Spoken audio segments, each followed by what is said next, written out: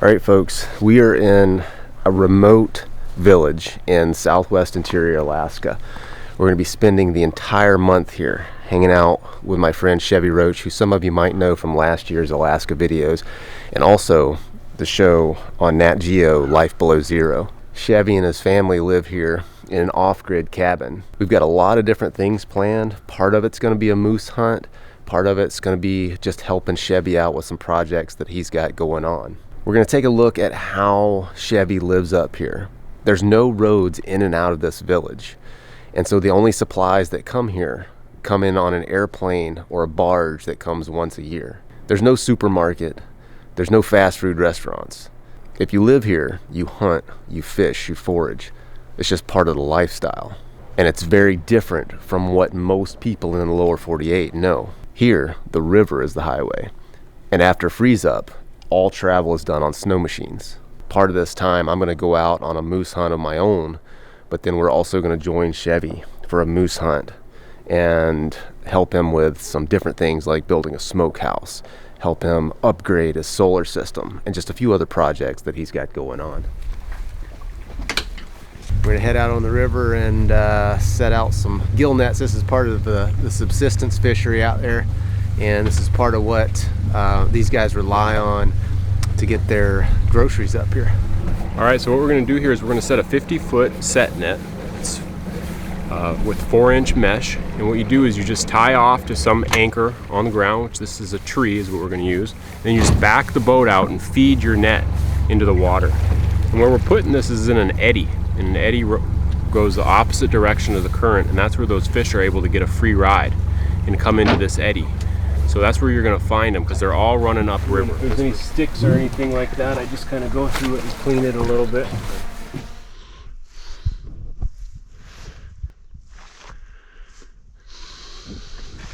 All right, that's good right there. Yep, that's way better. Now we're in the right current.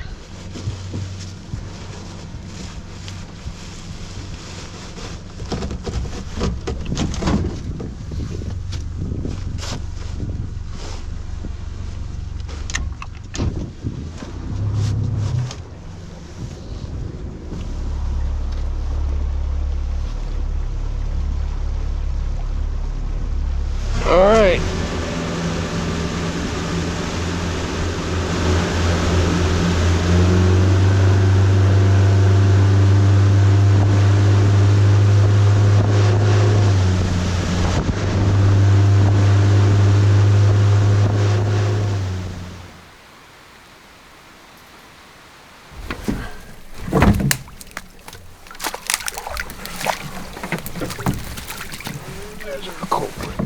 I don't think it's a Cisco, but it might be because it's so small.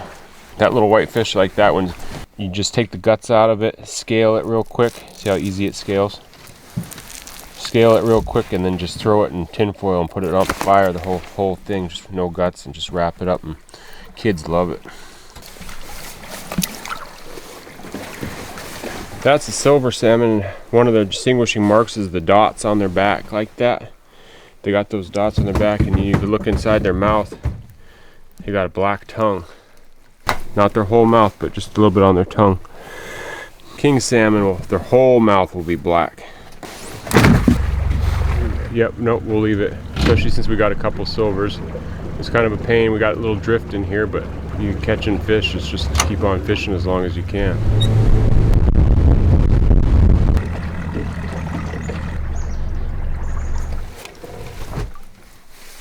That's a northern pike. Small one, real small. They got real bony mouth, real bony head, teeth all the way back to their gills.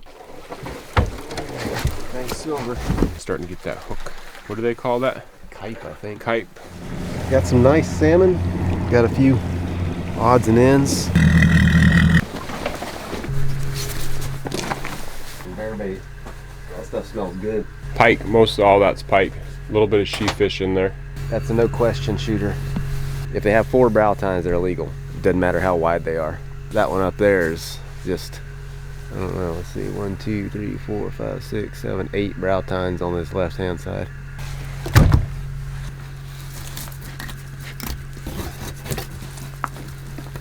I'll show you these ones too.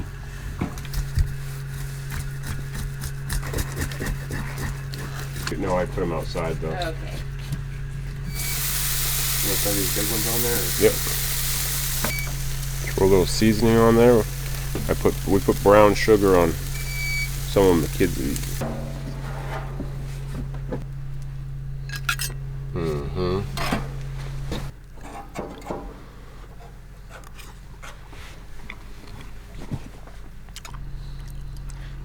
It's the way I like doing stuff, you know, it makes sense. You go, set a net, get a project started, check the net on the way home, have fresh dinner, all just like in a day, you know? It's nice. It is nice. When you spend time in the village, the one thing that permeates every aspect of life is self-sufficiency. If you need something done, you do it yourself or get help from the community. Knowing how to do things isn't an option, but a necessity. And being a jack of all trades is the rule rather than the exception. The supply chain is short. You need some lumber, drag a log from the river, and make your own. You use what you have, and you make it work. It's important that I have this smokehouse because it preserves meat. It protects meat. When it's rainy out and your meat's wet, it's never good. Whether it's fish, moose, whatever it is, it's got to be dry. All right, we're going to start the process of building this new smokehouse out here. What we're going to do is we're going to frame up 4 walls. We're going to make this roughly 8 foot by 10 foot. Want it a little smaller so it holds heat. So we'll build a 10-foot wall, 2 10-foot walls, and then we'll build 8-foot walls between them, nail them all together, and then throw a roof on top of it with an overhang out here for Santa to be able to cut fish on and stuff like that. But the first thing is building 2 10-foot walls.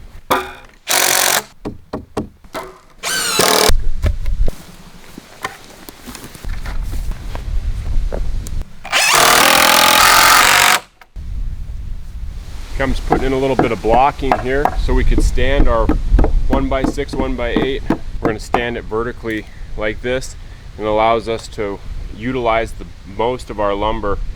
By having this smaller smokehouse with this board and bat building, like where it's airtight, it allows it to build heat, and that's important for the fall months. If you're going to make jerky or dry fish, you really want to have that temperature inside that smokehouse, you know, 100, 140 degrees to where you could get it hot in there. And so having a smaller smokehouse, it allows me to be able to dry this meat.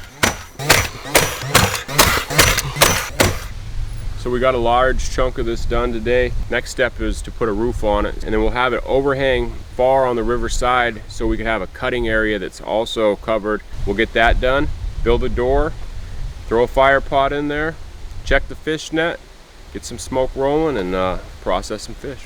We got the rafters on. Clay was climbing around up there like a monkey, happy to have him.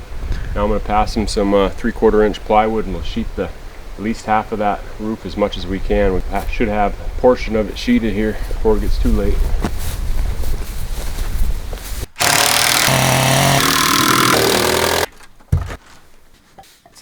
So that.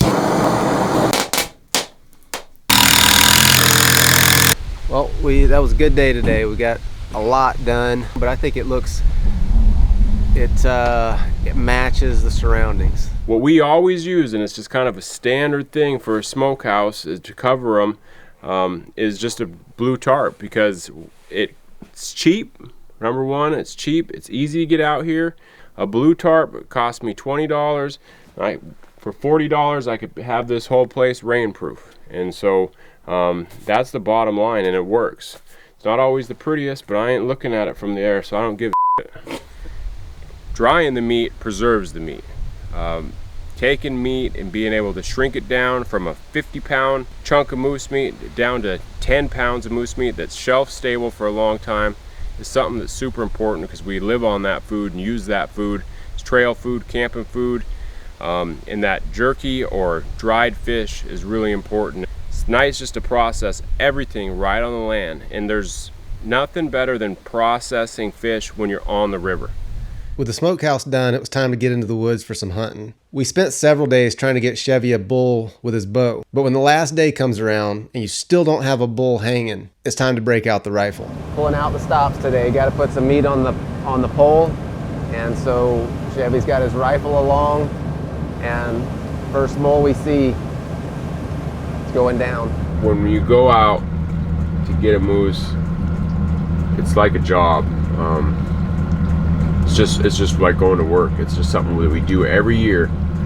So you have that mindset of work smarter, not harder. That's just what it is. So if it takes you an hour and a half to kill a moose on the bank, put it in the boat, you're right back to doing whatever you got to do that day. You know, hauling fuel or picking your kid up from school, or you know, it's not a planned hunt that we put together. It's just something that you do that day that's incorporated into a big day.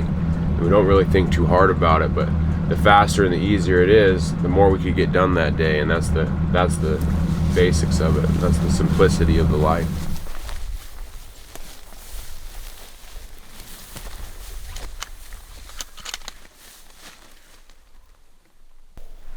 Oh.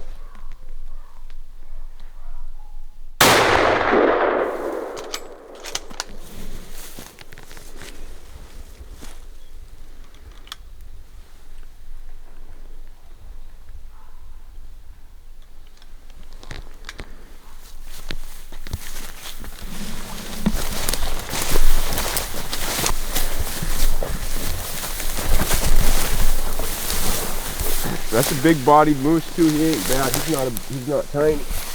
With this size of a bull, what's your meat yield gonna be on this guy, you think? About, I think, like if you're talking boned meat, about 650 pounds. I think I can just get started skinning this thing. If you want to go back and get a sled, make it a little easier to get it to the boat. Yeah.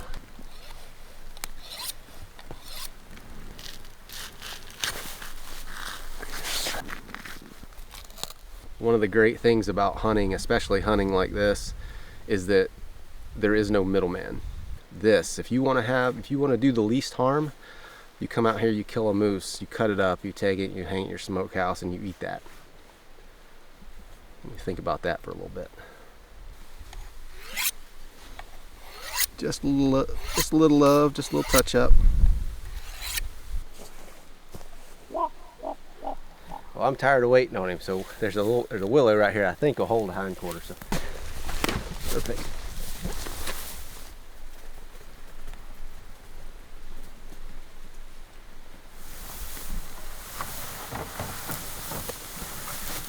Got the sleds, coffee, doing good. See how Clay's cutting up his first solo moose. Getting her done one side at a time. When you are subsisting or hunting like that, where your mindset is first bull I see goes down, and that's what it is, there's a lot less impact on the land. When you're out and you're hunting and you're saying it's got to be this big, and you put these restrictions on yourself to give you these ethics, it's a lot more footprint that humans have on the land. It's a lot more walking on the country, it's a lot more running boats, it's a lot more looking, it's a lot more hunting, it's a lot more educating these animals. And we don't want to educate these animals. We want them to be there when we need them. And so a lot less education goes down when the first bull you see just goes down and you're back out of the country and you just let them be moose for the rest of the time. You're not putting pressure on them. There's no pressure on them because you take so quickly and then you just get back out.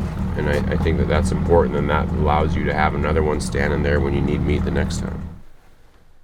Finding hardware for my mount my solar panels to my roof. The guy says, "Yeah, you need hardware to go with it?" Oh no, I got it. I got all the hardware I need. Thanks though.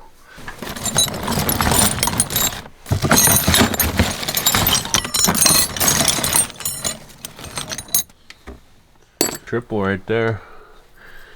Oh, double. Spoke too soon. Oh, triple.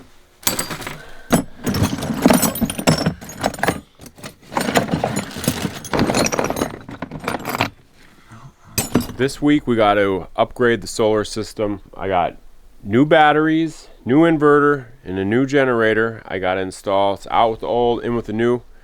Family's gotten bigger and the power's got to be more. So I'll end up having a total of 12 panels. I have 12 panels now and put 4 more up, so I'll have 16 panels with close to 6,000 watts of storage with those 16 panels. So the new solar power bank is going on top of my shed roof. We don't have a whole bunch of yard space. We don't have a lot of space. We're up on a ridge of a hill.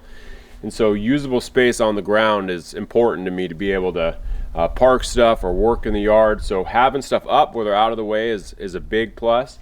Looking forward to the upgrade. Going to save me a lot of money in the long run. Now we got those wires, Clay. Maybe if they're hanging over there, maybe I should just throw them in and, well, just know that if weather starts getting bad, there's no reason to come back up here, so we might as well get those wires hooked up.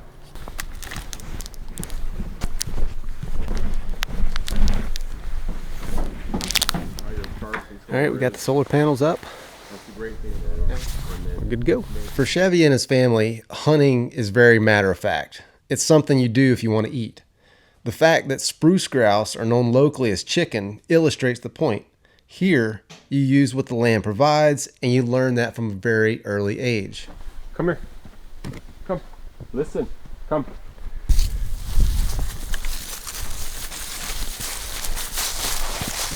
Gotta line them up. Cover your ears. Ready? Let's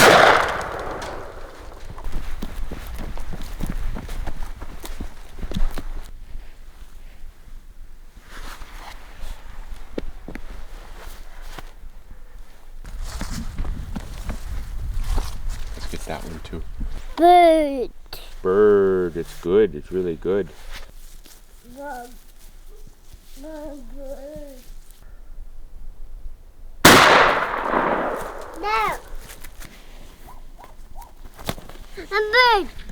Okay, grab its foot.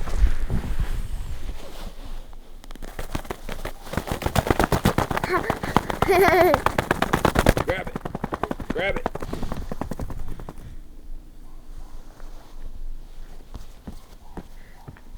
Good boy. Look.